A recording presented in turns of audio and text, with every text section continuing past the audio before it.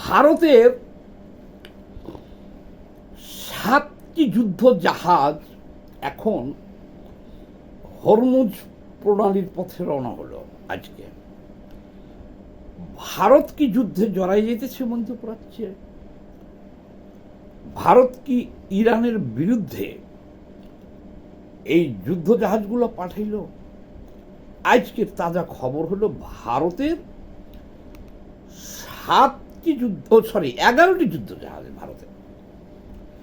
ভারতের 11টি যুদ্ধ জাহাজ হরমুজ প্রণালী মধ্যপ্রাচ্যে রওনা হয়ে গেল।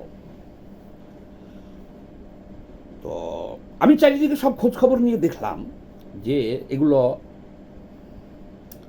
যে পাঠাইল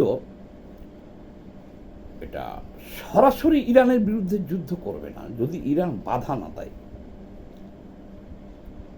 21টি তেলবাহী ট্যাঙ্কার, মানে বড় জাহাজ ভর্তি তেল হরমুজ প্রণালী মাথায় আটকা পড়ে গেছে। এখন মোদি পাঠাইছে এগুলোরে, এই 11টি যুদ্ধ জাহাজ, যে তাদের যে 21টি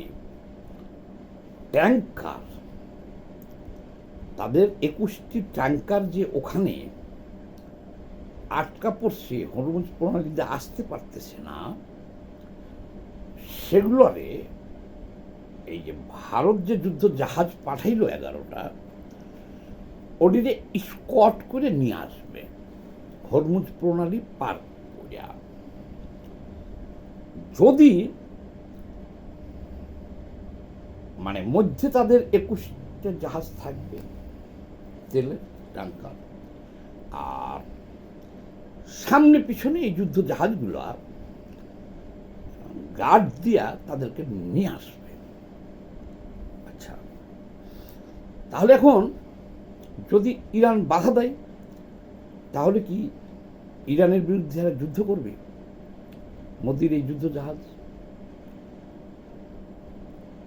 এর আগে কিন্তু ভারতে ব্যাপক সমালোচনা হইতেছে একটা বিষয়, যে ইসরায়েল যাইয়া মোদিজি বক্তব্য রাখছে ওখানে যে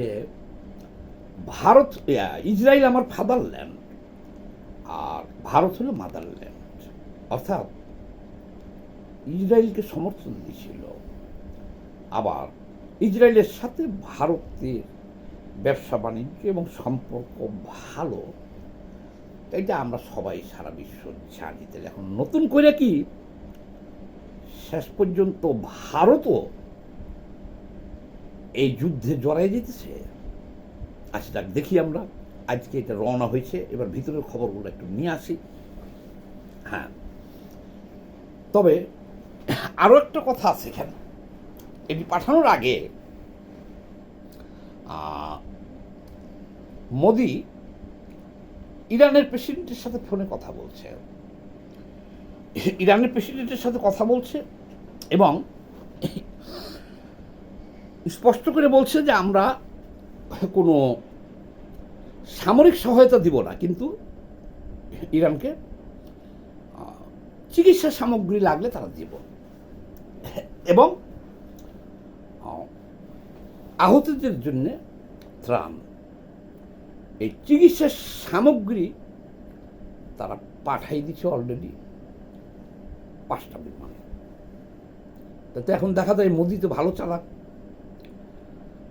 ওই দিক দিয়ে যুদ্ধ জাহাজ পাঠাইছে, যা আমাদের জাহাজগুলো না ছাড়লে শক্তি প্রয়োগ করে নিয়ে আসবে। আবার এই দিক দিয়া ইরানের প্রেসিডেন্ট বলছে তোমাদের লাগলে নাও, কোনো যুদ্ধে সহযোগিতা করবো না, কিন্তু যদি তোমাদের চিকিৎসার সামগ্রী নেয় লাগে নাও দিয়ে, আবার এটাও দিচ্ছে ওদিকে। আচ্ছা, আর যুদ্ধের বর্তমান পরিস্থিতি যা বলি, ইরান তো অলরেডি ধ্বংস স্তূপে পরিণত হয়েছে। দেখেন, হামাস ইসরায়েলে হঠাৎ করে হামলা করে 1200 মানুষকে ধরে নিয়ে গেছিল বা হত্যা করছিল, জিম্মি করছিল। তার পাল্টা রিয়াকশানে দেড় বছরে ওখানে 1.5 লক্ষ মানুষকে হত্যা করেছে ইসরায়েল, এবং ওইটাকে গাজাটাকে একেবারে মাটির সাথে মিশিয়ে দিয়েছে। এখন সেটা গাঁজার চাষ হয়, কোনো ভবন টবন কিছু নাই, একবার শেষ করে দিয়েছে। এখানে ইরানে যেভাবে হামলা চলতেছে 2 সপ্তাহ 3 সপ্তাহ ধরে, ইরান তো আমরা এখান থেকে কোনো নিউজ পাইতেছি না। যেসব নিউজ ফেসবুকে দেখতেছেন এগুলো হলো ভুয়া। পৃথিবীর 1 নম্বর সুপ্রিম পাওয়ার হলো আমেরিকা, 2 নম্বরে ইসরায়েল। আরও মধ্যপ্রাচ্যের যত যে মুসলিম দেশ আছে তারাও আবার তাদেরকে সাহায্য করতেছে, কিন্তু ইরানকে একটা দেশও সাহায্য করতেছে না। সে অনেক কাহিনী, কারণ ইরান হলো শিয়া, তারা হযরত আলীর নবী মানে, এটা একটা প্যাচ আছে। তারা মনে করে যে ওহিটা, আল্লাহর ওহিটা ভুলক্রমে হযরত মুহাম্মদ সাল্লাল্লাহু আলাইহি সাল্লামের কাছে চলে আসছিল, কিন্তু আসার কথা ছিল হযরত আলীর কাছে, এবং এটা ভুল করছে ফেরেশতা। সেই হিসেবে ওরা নবী হিসেবে একে মানে ওরা হযরত মুহাম্মদের নাম নেয় না। এই একমাত্র দেশ হলো তারা, তাদেরকে বলা হয় শিয়া। আর যেমন আমরা সুন্নি, এরকম মধ্যপ্রাচ্যের যে দেশগুলো আছে 25টা, এরা হলো সুন্নি। তো বহুত সুন্নিকে এই ইরান হত্যা করছে ইতিমধ্যে এত বছরে। তারা মধ্যপ্রাচ্যে তারা এই কারবালাটা কিন্তু ইরানে, তারা মদিনার চাইতে বেশি, মক্কার চাইতে বেশি সম্মানিত স্থান হিসেবে এটাকে প্রতিষ্ঠা করতে চাইতেছে না। কারবালা মধ্যপ্রাচ্যে কেন একটা মুসলমান রাষ্ট্র ইরানকে সাহায্য করতেছে না বা ইরানের পাশে দাঁড়াইতেছে না? কেন কেন কেন কেন হলো ইরান ওই যে হামাস, হিজবুল্লাহ, হুতি, এরকম আরো অনেকগুলো বাহিনী সৃষ্টি করে রাখছে, জঙ্গি বাহিনী, প্যারালাল বাহিনী। এদেরকে অস্ত্র দেয়, বেতন দেয়, টাকা পয়সা দেয়, এরাই গঠন করে রাখছে। এই বাহিনীর অত্যাচারে ছোট ছোট দেশ যেগুলো আছে, বাহরাইন, দুবাই, ওমান, কাতার, এইসব দেশগুলা, ইয়েমেন, সিরিয়া ছিল, সদা আতঙ্কে থাকছে ইরানের কারণে। ওরা মাঝে মধ্যে হামলা চালাইতে এইসব জঙ্গি গোষ্ঠীগুলা, তাদের হাত থেকে মূলত ইরান যাতে মধ্যপ্রাচ্যটাকে সম্পূর্ণ নিজের নিয়ন্ত্রণে নিতে বা দখল করে নিতে না পারে, এবং শিয়া মতবাদ একচ্ছত্রভাবে প্রতিষ্ঠা করতে না পারে, এই কারণে সৌদি আরব থেকে শুরু করে মধ্যপ্রাচ্যের সবগুলো দেশ আমেরিকাকে ঘাঁটি করার সুযোগ দিচ্ছে। এই হলো ইতিহাস, ইরাক পর্যন্ত। আচ্ছা, তাহলে কেন সাহায্য করবে মুসলিম বিশ্ব বলেন? তাহলে এখন ইরানের একটা বন্ধু রাষ্ট্র নাই, কেউ সাহায্য করতেছে না। স্বাভাবিক কারণে করবে না, তারা ইরানের হাত থেকে বাঁচার জন্যই তো আমেরিকাকে ঘাঁটি দিচ্ছে। তাহলে কি এখন, এবং তাদের অনুরোধেই কিন্তু যুদ্ধ চালাই যেতেছে এখনো আমেরিকা, ইসরায়েল। মধ্যপ্রাচ্যের দেশগুলোর দাবি ডোনাল্ড ট্রাম্পের কাছে যে এই রেজিমটা চেঞ্জ করতে হবে, না হলে ভাই তুমি যাও না, না হলে আমরা শান্তি পাবো না। মানে বর্তমান যে সরকার আছে এটা পরিবর্তন করে দিয়ে যাও তোমরা। আর ইরান যাতে পারমাণবিক অস্ত্র তৈরি করতে না পারে, করলে আমাদেরকে নিয়ে ধ্বংস করে দেবে সব মধ্যপ্রাচ্য। হ্যাঁ, আর ইরানকে কেউ বিশ্বাস করে না। আয়াতুল্লাহ খোমেনি 39 বছর ধরে জঙ্গি মতবাদে সে রাষ্ট্রটা চালাইতেছে, বিভিন্ন জঙ্গি গোষ্ঠী তৈরি করছে, এবং তার নিজের দেশের লক্ষ লক্ষ মানুষকে তারা হত্যা করেছে 39 বছরে। সেদিন কোনো নির্বাচন নাই। কিছুদিন আগেও 10-20 হাজার দেশের মানুষকে মেরে ফেলছে। তার আগে একটা নারীর মাথায় হিজাবের ফাঁক দিয়া চুল দেখা যেতেছিল, সে সময় 10,000 নারীকে হত্যা করছে। চুল দেখা যাওয়ার কারণে তাকে নিয়ে যে হত্যা করছে, তার কারণে বিদ্রোহ হয়েছে, নারীরা বাহিরে আসছে, সে আরও 10,000 হত্যা করছে। এই হলো তাদের নিষ্ঠুর আচরণ। সংক্ষেপে বললাম কেন মুসলিম বিশ্বের সমর্থন ইরান পাইতেছে না। আর ইরান কিন্তু এখন অলরেডি একটা দরিদ্র রাষ্ট্রে পরিণত হয়েছে। তার কারণ হলো দশকের পর দশক কিন্তু নিষেধাজ্ঞায় আছে। আমেরিকা নিষেধাজ্ঞা দিয়ে রাখছে ইউরোপীয় ইউনিয়ন যেন ইরান পারমাণবিক অস্ত্র তৈরি করতে না পারে। এই কারণে কোনো দেশের কাছে যেন ইরান তেল বেচতে না পারে, এই নিষেধাজ্ঞায় আছে। তাহলে ওদের তো মেন তেলই হলো সম্পদ, সেই তেল তো বিক্রি করতে পারতেছে না। এই জন্য মানুষের জীবন মান একেবারে নিচে নেমে গেছে। এই জন্য বিদ্রোহ করছিল, কিন্তু এরা এইভাবে হত্যা করে দমন করে ৩৯ বছর ধরে রাখছে। ওদের যে বাহিনীটা আর্মি, সেই বাহিনীটা হলো ধর্মান্ধ। কেন বাংলাদেশে শেখ হাসিনা পালাই গেছে ৫-৭০০ লোক মাইরে, আর্মি বলছে না আমরা তোমাকে সাপোর্ট দিব না। ও এরশাদের আমলে যখন বিদ্রোহ শুরু হয় রাস্তায়, তখন আর্মি নামাইতে চাইছিল, আমাদের দেশের আর্মি বলছে না, নিজ দেশের জন্য গুলিলাম, করবো না। তখন তারা ক্ষমতা ছেড়ে দিচ্ছে, এরশাদ ক্ষমতা ছেড়ে দিচ্ছে হাসিনা। কিন্তু ইরানের এমনই একটা সেনাবাহিনী গঠন করছে খামেনি, তারা নিজ দেশের সব মানুষকে হত্যা করতে পারবে। তারা এমনভাবে অনুগত এবং ধর্মান্ধ, তারা ধর্মভিত্তিকভাবে তারা দেশ চালায়। তাহলে আর এক সমস্যা এখানে। আচ্ছা আচ্ছা, আর একটা বিষয় ক্লিয়ার করে দিই। ইরানের শীর্ষ নেতৃবৃন্দ যারা ছিল সবাইকে মাইরে ফেলছে তারা। ইসরায়েল এবং আমেরিকা তারা কিন্তু এই যুদ্ধ পৃথিবীতে কোনোদিন শুনছেন? দ্বিতীয় বিশ্বযুদ্ধ বা প্রথম বিশ্বযুদ্ধ বা এমনি দেশে দেশে যুদ্ধ দেখছেন? এই যে রাশিয়া ইউক্রেন যুদ্ধ দেখছেন?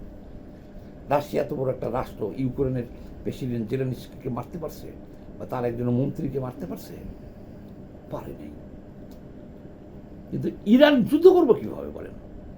গায়ের জোরে হবে? তাদের সমস্ত একটা একটা করে সমস্ত নেতৃবৃন্দকে মেরে ফেলতেছে।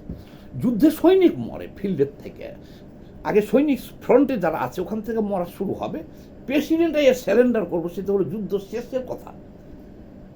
কিন্তু তথ্য প্রযুক্তিতে ইসরায়েল এবং আমেরিকা এত অ্যাডভান্স যে ইরানের মন্ত্রী পরিষদ, সেনাবাহিনী, এরা কোন ঘরে থাকে, কি খায়, কি করে, সব তাদের হাতে। একটা মানবতা দেখাইছে ইসরায়েল এবং হলো আমেরিকার, যে তারা তাদের যে লিস্টের লোকগুলো আছে শুধু সেগুলোর মারার জন্য সেই জায়গায় হামলা করতেছে। যদি আমেরিকা আর ইসরায়েল পাইকারিভাবে হামলা চালাইতো ইরানে, তাহলে এতদিন ইরান মাটির সাথে মিশে যেত। এই জিনিসটা আপনাদের বুঝতে হবে। ইরানের আকাশ প্রতিরক্ষা ব্যবস্থা তো শেষ করে দিচ্ছে আগে, এখন ইচ্ছা মতো বম বাস্টিং করতেছে, কোনো প্রতিরক্ষা ব্যবস্থা নাই ইরানের। কিন্তু তারা এই যে বললাম মানবতা দেখেছে এইটাই, যাতে সাধারণ মানুষ না মরে, দেশের নিরহ বেসামরিক লোক যাতে না মরে, তার জন্যে তারা খুব সতর্কতার সাথে বাইছে ওই যে লিস্ট অনুযায়ী হত্যা করতেছে। গতকালকে পুলিশ প্রধানকে হত্যা করেছে। তাহলে ইরান কি নিয়ে কিভাবে যুদ্ধ করব বলেন? যে দেশের প্রেসিডেন্ট, প্রধানমন্ত্রী, সেনাবাহিনী প্রধান, নৌবাহিনী প্রধান, বিমান বাহিনী প্রধান, পুলিশ প্রধান এবং বিজ্ঞানী, গুরুত্বপূর্ণ লোকগুলা নিজেকে সেভ করতে পারে না। বাংলাদেশের চাইতে 15 গুণ বড় একটা রাষ্ট্র, কিন্তু কোথাও এরা লুকায়ে থাকতে পারতেছে না, ওইখানে বোমা মেরে মেরে ফেলতেছে। যারা দেশের নিজের প্রেসিডেন্ট, প্রধানমন্ত্রী, সেনাবাহিনী, নৌবাহিনী, এরা নিজেকে রক্ষা করতে পারতেছে না, যুদ্ধ করবো কেমন? এই জিনিসটা আপনাদের বুঝতে হবে, কারণ এটা নিয়ে তো আমাদের ব্যাপক গবেষণা আছে। ইরানটাও ধ্বংস হয়ে গেল এই যে এরকম বাইছে বাইছে মারার জন্যে। ইরান আত্মরক্ষার জন্য যে কয়টা মিসাইল আছে এই কটাই মারতে পারবো, তারপর কি করব? আর আমেরিকা তো ওইভাবে মারতেছে না। আমেরিকা চাইলে তো এতদিন ইরানকে পৃথিবীর মানচিত্র থেকে মুছে দিত। সম্ভবত এবার ইরানের রেজিম চেঞ্জ না হওয়া পর্যন্ত ছাড়বে না, তারা হামলা চালিয়ে যাবে। তবে নিশ্চিন্তে থাকেন, ইরানটা ধ্বংস হয়ে গেছে। যা গল্প শুনতেছেন যে ইরান হ্যাং করেঙ্গা ত্যাং করেঙ্গা স্যাং করেঙ্গা, কিছু হবে না ভাই। এটা অসম যুদ্ধ, বিশাল শক্তির সাথে এদের ইরানের আকাশ প্রতিরক্ষা নাই, বিমান বাহিনী নাই, নৌবাহিনী নাই, সব ধ্বংস। এখন শুধু স্থল বাহিনী, তাও কি করবে এরা? ধ্বংস হয়ে যাবে। সবাই ভালো থাকে। তবে যদি ইরান কোনোদিন এবার এটা বলে দিই, এরা তো জঙ্গি এবং শিয়া মতবাদ প্রতিষ্ঠা করতে চাইতেছে। যদি ইরান পারমাণবিক বোমা পাইতো হাতে, তাইলে মধ্যপ্রাচ্য এতদিন শেষ হয়ে যেত, সব একদম শেষ করে দিত।